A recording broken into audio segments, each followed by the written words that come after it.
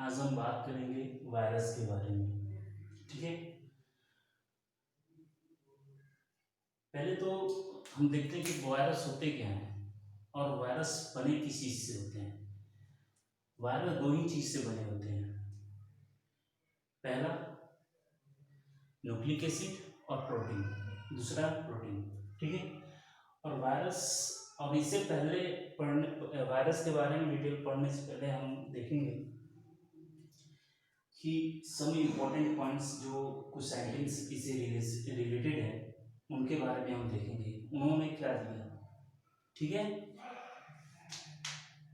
पहला है जो वायरस से रिलेटेड साइंटिस्ट हैं, पहला है एडोल्फ मेयर। इन्होंने टोबैको डिजीज को फर्स्ट टाइम ऑब्जर्व किया था। टोबैको डिजीज को फर्स्ट टाइम इन्होंने ऑब्जर्व किया था एडोल्फ मेयर ने। उन्होंने क्या देखा था कि एक टोबैको जो प्लांट होता है उसमें एक डिजीज, जो मतलब एक डिजीज कॉजल पाया। उन्होंने देखा कि कुछ ऐसे डिजीज हैं जो टोबैको प्लांट में लगे हुए हैं। तो उन्होंने पहली बार टोबैको प्लांट मोज़ेक डिजीज को ऑब्जर्व किया था। ठीक है, दूसरे साइंटिस्ट हैं इवानो स्काई। इन्होंने ये काम किया था कि जो टोबैको मोज़ेक डिजीज था और वो किससे होता है उसके बारे में उन्होंने बताया था। ठीक है, इवानो स्काई। ठीक है, he discovered causal organism of TMB, tobacco mosaic disease। ठीक है, यहाँ छूट गया था। ठीक है, टोबैको मोज़ेक डिजीज। ठीक, तीसरे साइंटिस्ट हैं बेजरनी। ठीक है, तीसरे साइंटिस्ट हैं बेजरनी। he gave the statement for virus। ये जो साइंटिस्ट बहुत इंपॉर्टेंट है, इसलिए ऐसे तो सबके बारे में क्वेश्चन आता है, लेकिन ये जो साइंटिस्ट है बेजरनी, ये इंपॉर्टेंट साइंटिस्ट क्योंकि उन्होंने एक टर्म दिया था वायरस को। उस वक्त वायरस नाम ही नहीं था इसका।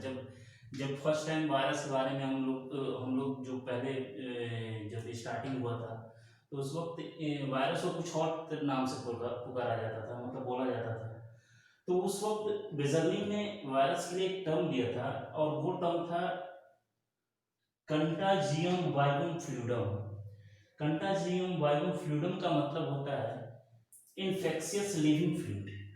इन्फेक्शियस लिविंग फ्लूइड, फ्लूइड का मतलब होता है कोई भी liquid substances.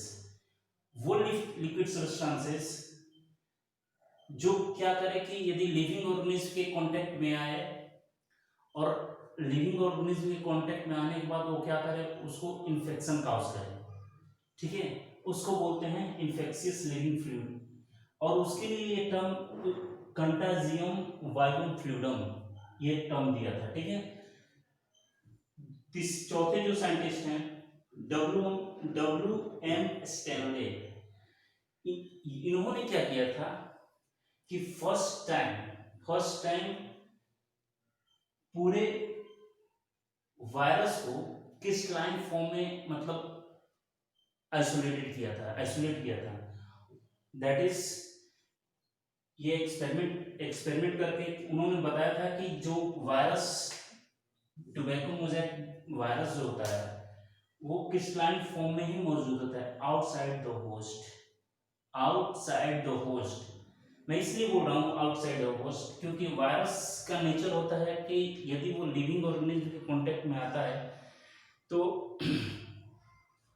Act as a living organism, और आउटसाइड द होस्ट क्या करता है, नॉन लिविंग की तरह फॉर्म में होता है। और वो किस फॉर्म में होता है, क्रिस्टलाइन फॉर्म में होता है। ठीक है, चौथे पांचवें साइंटिस्ट हैं बॉर्डेन एंड पायरी।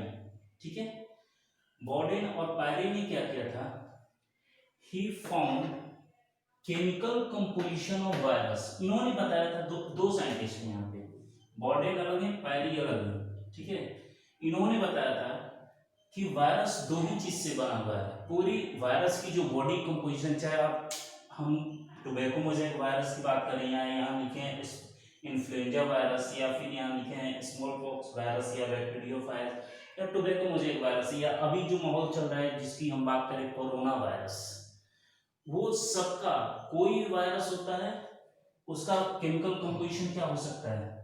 एक तो हो सकता है न्यूक्लिक एसिड यहाँ पे, और दूसरा हो सकता है यहाँ पे प्रोटीन। ठीक है, यहाँ पहला न्यूक्लिक एसिड हो सकता है, दूसरा प्रोटीन। अब न्यूक्लिक एसिड में क्या हो सकता है? न्यूक्लिक एसिड में दो होते हैं, आरएनए और डीएनए, दो हो सकते हैं, राइबोन्यूक्लिक एसिड या फिर डीएनए, डीऑक्सी राइबोन्यूक्लिक एसिड। ये दोनों एक साथ नहीं मौजूद होते हैं। ये दोनों किसी भी वायरस में दोनों आरएनए भी मौजूद हो, डीएनए मौजूद हो, ऐसा नहीं पॉसिबल है। इसमें केवल या तो आरएनए हो सकता है या तो डीएनए। तो ये क्वेश्चन भी कई बार पूछता है कि वायरस की जो कंपोजिशन होती है क्या होती है, डीएनए एंड आरएनए होती है एंड प्रोटीन, या फिर डीएनए और आरएनए एंड प्रोटीन। तो ये वाला ऑप्शन सही है। ठीक है, ये थे कुछ इंपॉर्टेंट साइंटिस्ट के नाम और ये उनसे रिलेटेड जो डिस्कवरीज हुई थी उनके बारे में। ठीक है, अब आते हैं साइज ऑफ वायरस। वायरस के साइज के क्या होते हैं? ठीक है, तो इससे वायरस की साइज यदि पूछे तो वो क्या होते हैं, बहुत वेरिएबल्स होते हैं उनकी साइज। वही बहुत छोटी, एक तरह से मतलब साइज की रिपोर्टेड डाटा याद नहीं करनी है आपको। ये आपको सिंपल वे में पूछता है कि स्मॉलेस्ट कौन से वायरस हैं, लार्जेस्ट कौन से हैं, और ये पूछता है आपसे कि प्लांट में स्मॉलेस्ट कौन से हैं और एनिमल में स्मॉलेस्ट कौन सा है, लार्जेस्ट भी उसी तरह। ठीक है, तो स्मॉलेस्ट वायरस यदि पूछे प्लांट में कौन सा है तो आप बताओगे tobacco satellite necrosis virus plant में होते हैं। और एनिमल्स में कौन से होते हैं? Foot and mouth virus. ठीक है, वो वायरस जो ज़्यादातर पैर और माउथ में इन्फेक्शन करते हैं वो स्मॉलेस्ट वायरस की कैटेगरी में आते हैं, और ये होते हैं एनिमल्स में। ठीक है, लार्जेस्ट वायरस की बात करें तो साइटस डिस्टेजा वायरस, ये जो होते हैं लार्जेस्ट होते हैं। और ये साइटस डिस्टेजा वायरस किसमें होते हैं लार्जेस्ट? तो प्लांट में होते हैं। और यदि एनिमल की बात करें तो वेरियोला वायरस, जिसको स्मॉल पॉक्स वायरस बोलते हैं। क्या बोलते हैं? Small pox virus. ठीक है, जिसे स्मॉल पॉक्स, जिसको चेचक वगैरह होते हैं, वो वायरस होते हैं। ठीक है, अब आते हैं virus act as a living and non-living things depend upon the condition because it has both features, living, that is living, and non-living things। Virus दोनों तरीके से काम करते हैं। ये कभी लिविंग थिंग्स की तरह काम करेगा, कभी नॉन लिविंग थिंग्स की तरह काम करेगा। एक condition, depend upon the condition, condition के ऊपर डिपेंड करता है। ठीक है, यदि अगर लिविंग थिंग्स का काम करेगा और नॉन लिविंग थिंग्स, तो ये जैसे ही होस्ट यानी जैसे एक तरह से कर सकते हैं कि एनिमल के कांटेक्ट में आता है तो ये लिविंग थिंग किस तरह का काउज करता है, और नॉन लिविंग थिंग्स की तरह कब काउज करता है? जब ये आउटसाइड द होस्ट होता है। ठीक है, एनिमल के कांटेक्ट में नहीं होता है। तो क्या कौन कौन से कैरेक्टरिस्टिक फीचर्स हैं जिससे वायरस को हम पहचान सकते हैं कि ये नॉन सेलुलर ऑर्गेनाइजेशन? देखिए, सेल मतलब अगर कंप्लीट सेलुलर ऑर्गेनाइजेशन है तो वो लिविंग थिंग्स की तरह काम करता है। और जिसमें सेलुलर ऑर्गेनाइजेशन नहीं है वो, क्योंकि अगर सेलुलर ऑर्गेनाइजेशन है तो मल्टीप्लाई नहीं कर सकता cell.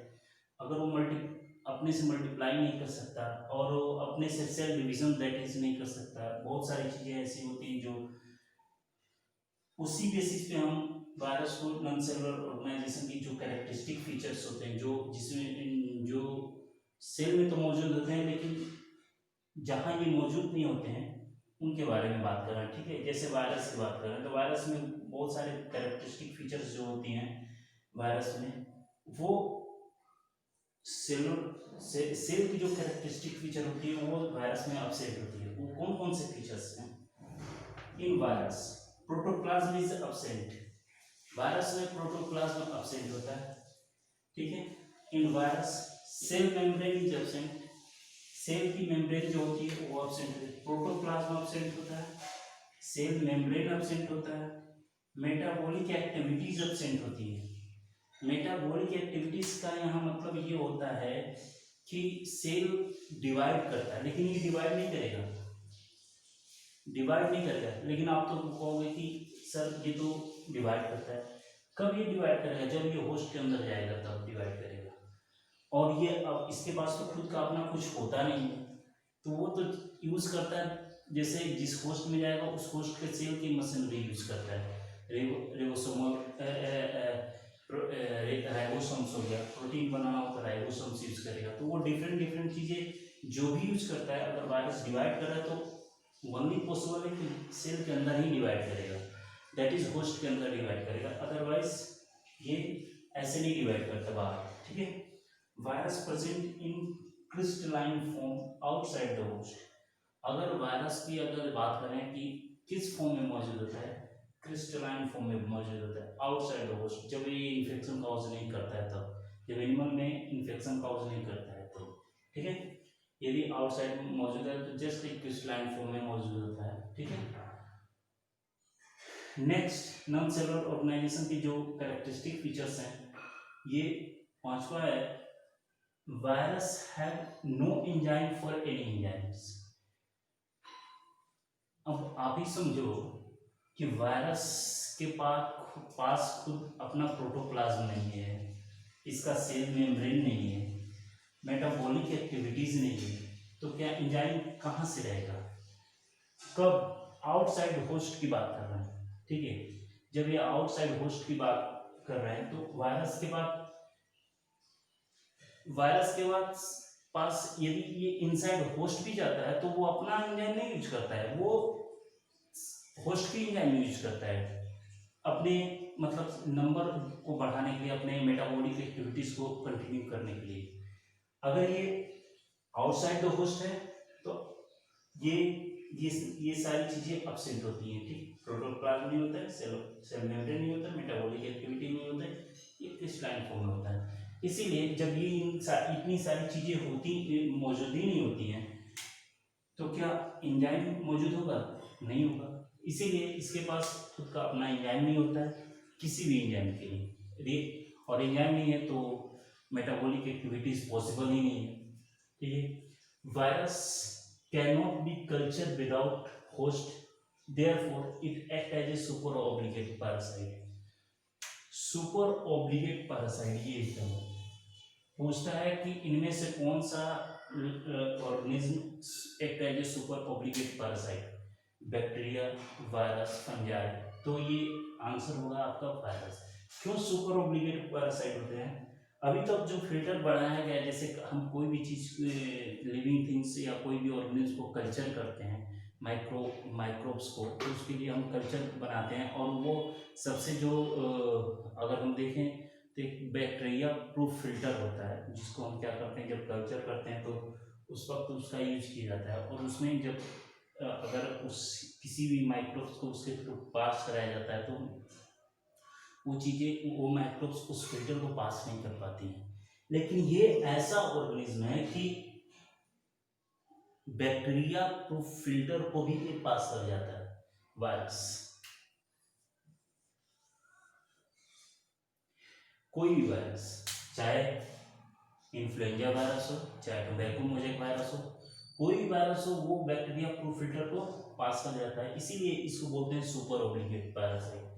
Virus can not be multiply without any host.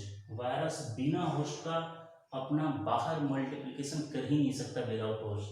Culture भी करेंगे तो उसके लिए होस्ट सेल चाहिए, उसके लिए कल्चर, जिस कल्चर में आप उसको रख रहे हो उसके लिए अलग से एक होस्ट सेल देना पड़ता है, ताकि वो उसकी मशीनरी को यूज करके जितने भी इंस्ट्रूमेंट, जो भी सेलर ऑर्गेनाइज हैं, रिबोसोम ज़्यादातर प्रोटीन बनाने के लिए, ये सब सारी चीज़ों को वो यूज करता है, मतलब होस्ट के सेल को, और वो अपना खुद का मल्टीप्लिकेशन करता है। ठीक है, हम नॉन सेलुलर ऑर्गेनिज्म की जो प्रॉपर्टी होते हैं, मतलब जो एक सेल में जो प्रॉपर्टीज पाई जाती हैं, वो प्रॉपर्टीज के आधार पे हम on the basis of cellular organism, ठीक है, हम वायरस को डिस्क्रिमिनेट कर रहे हैं कि मतलब वो लिविंग ऑर्गेनिज्म है या नॉन लिविंग ऑर्गेनिज्म है।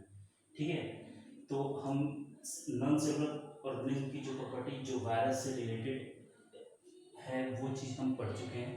आगे देखते हैं कि क्या ऐसी प्रॉपर्टीज होनी चाहिए जो वायरस बिहेव कर रहा है, virus act as a living organism की तरह शो कर रहा है। ठीक है, वो चीज़ के बारे में हम देखेंगे। ठीक है, जैसे एक सेल में क्या होता है कि सेल ऑर्गेनेल होनी चाहिए, सेल मेम्ब्रेन होना चाहिए, सेल वॉल होना चाहिए, प्रोटोप्लाज्म होने चाहिए, न्यूक्लिक एसिड होने चाहिए, ये सब चीज़ें होनी चाहिए। अगर ये प्रॉपर्टी वायरस के अंदर है तो समझिए कि वो वायरस लिविंग ऑर्गेनिज्म की तरह बिहेव कर रहा है।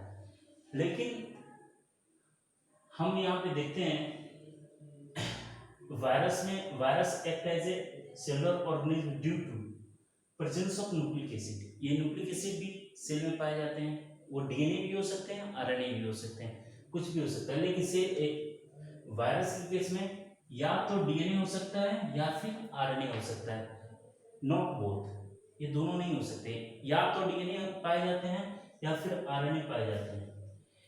It undergoes mutation. एक नॉर्मल सेल क्या होता है, अगर हम इन्वायरमेंटल कंडीशन या कोई भी हम ऐसी कंडीशन उसको देते हैं या फिर आर्टिफिशियली या नेचुरली देते हैं, अगर सेल को हम यदि कैरेक्टरिस्टिक फीचर यदि चेंज करना चाहते हैं तो उसके जेनेटिक मटेरियल में चेंज कर दें। अगर जेनेटिक मटेरियल में अगर हम चेंज कर देंगे तो उसकी कैरेक्टरिस्टिक फीचर जो फिनोटाइपिक फीचर है या फिर कह सकते हैं उसके जो फीचर्स हैं, जो एक तरह से मेटाबॉलिक एक्टिविटीज भी कर सकते हैं, वो सब कुछ चेंज हो जाएंगे ड्यू टू म्यूटेशन। ठीक है, लेकिन ये चीजें म्यूटेशन कैसे हो सकता है एकाएक किस, अगर हम म्यूटेशन की बात करें तो म्यूटेशन होते क्या है, sudden inheritable discontinuous change is called mutation. Sudden discontinuous inheritable discontinuous change is called mutation. ठीक है, अगर एक का एक किसी सेल के जेनेटिक मटेरियल में चेंज होए, ठीक है, अगर एक का एक किसी सेल के जेनेटिक मटेरियल में को हम चेंज करते हैं या फिर नेचुरली भी हो सकता है और आर्टिफिशियली भी हो सकता है, वो कंडीशन वो डिपेंड अपॉन द कंडीशन। ठीक है, तो उस तरह की चेंजेस को क्या बोलते हैं, उस तरह की प्रोसेस या वो चीज़ों को बोलते हैं म्यूटेशन। और ये प्रॉपर कंडीशन वायरस भी शो करता है। ये कंडीशन जब ये लिविंग ऑर्गेनिज्म को यदि होस्ट के अंदर यदि जाता है तो उसके अंदर क्या करता है, म्यूटेशन काउज करता है। ठीक है, और ये जो म्यूटेशन होता है, अगर एक हिसाब से देखें तो ऐसे भी कर सकते हैं कि उसके जब म्यूटेशन किसी वायरस में हो जाए तो उसके जेनेटिक मटेरियल में चेंज होगा। अगर जेनेटिक मटेरियल में चेंज होता है तो दैट इज उसके आरएनए में चेंज हो जाएगा। और आरएनए से अगर डीएनए से क्या होता है, अगर हम देखें डीएनए से आरएनए बनते हैं,